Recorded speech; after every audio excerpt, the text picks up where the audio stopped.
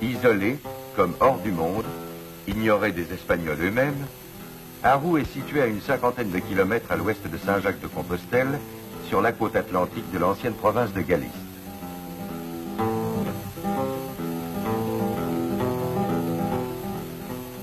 Surprenant port que celui des pêcheurs de rochers. Ici, aucun filet, nul abri naturel pour les bateaux pratiquant la pêche au large. Le besoin de survivre, le besoin de vivre, confine les êtres sur le littoral, entre le ciel, la terre et les flots. Ils sont là 400 du peuple de la mer. Jour après jour, ils vivent à la limite de la pauvreté. Ils ne demandent rien. Bercés dans quelques rêves, les grands-mères manient encore le fuseau.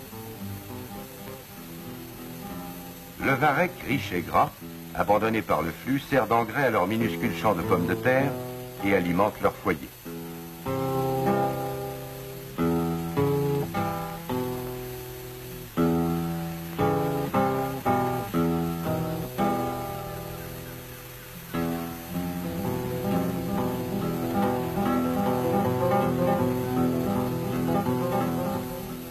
À marée basse, le flot découvre des bancs de coquillages, tout juste suffisants pour une maigre pitance.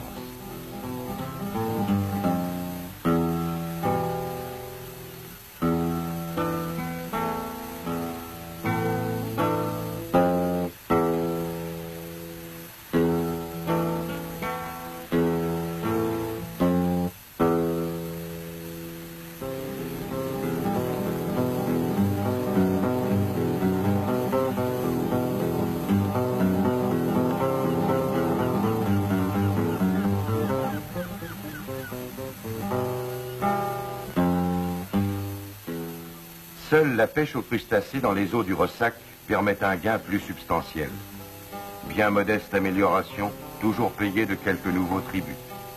Elle a marqué les vieux et exige chaque année sa rançon de victimes parmi les jeunes.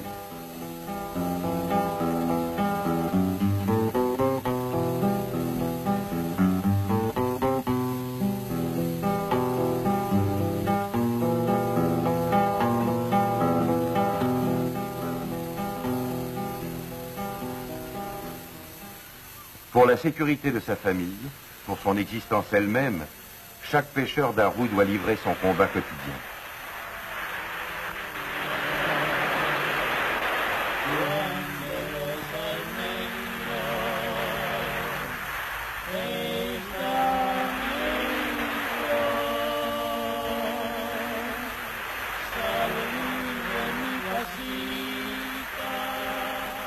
Que de courage! Quelle hardiesse pour atteindre à la rame sur un frêle esquif les lieux de pêche.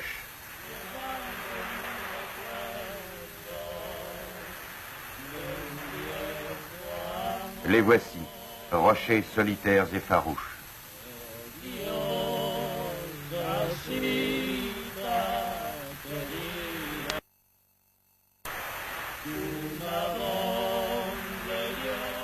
La marée descend.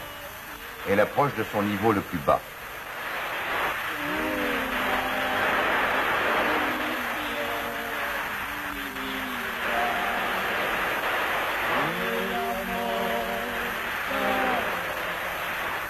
Déjà, dans le champ de vision de ces rudimentaires lunettes sous-marines, les trous de pêche des crabes et des araignées de mer apparaissent à portée de la main.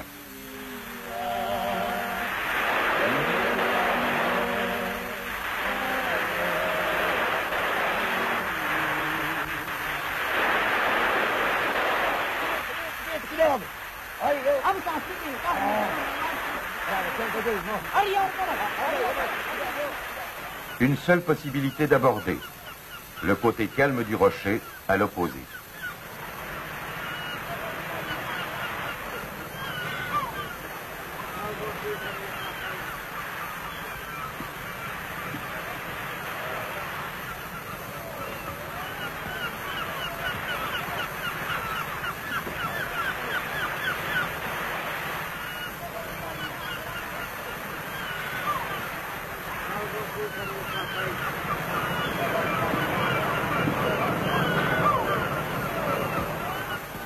L'heure de la chasse est venue. Dès lors, la vie du pêcheur de roche est à la merci d'une corde, voire d'un simple nœud.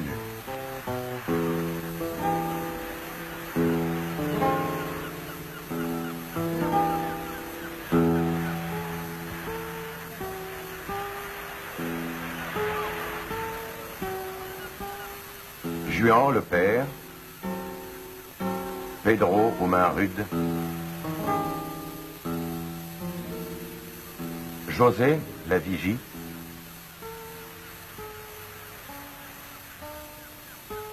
et Manolo, le pêcheur.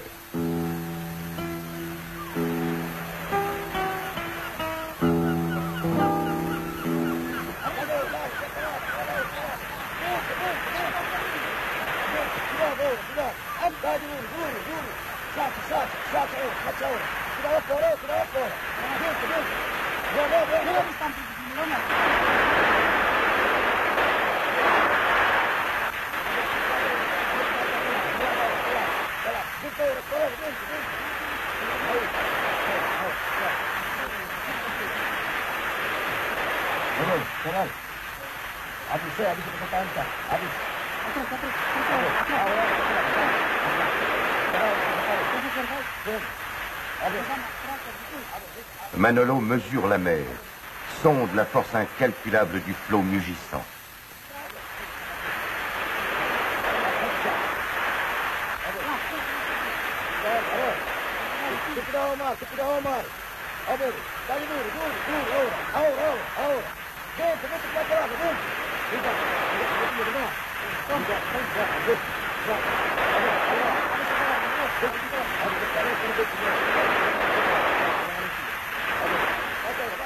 Et voici son premier butin. Au-dessous du niveau de l'eau, abrité dans son repère, règne l'araignée de mer géante.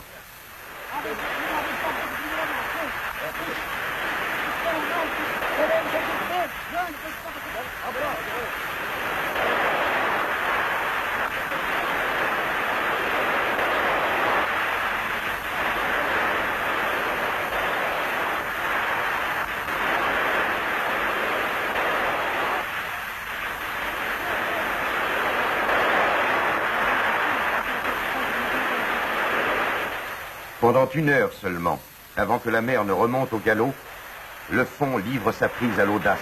Dans l'instant éclair où la lame se retire, cédant la place à une nouvelle vague qui déjà déferle dans un roulement de tonnerre, coiffé d'une crinière d'écume. Course folle, à la vie ou à la mort. Course contre la mer et contre le temps.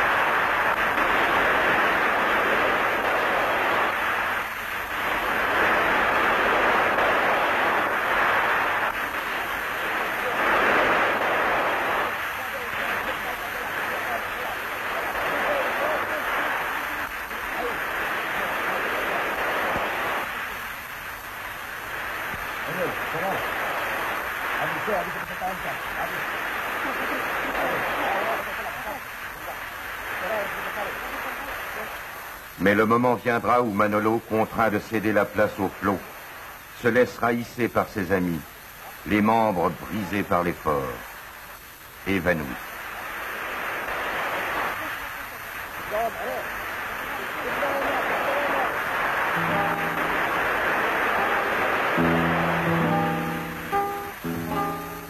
Le danger vaincu, le butin récupéré, crabes, araignées de mer et ces savoureux percébès seront livrés demain aux tables des gourmets qui les préféreront aux huîtres et aux langoustes.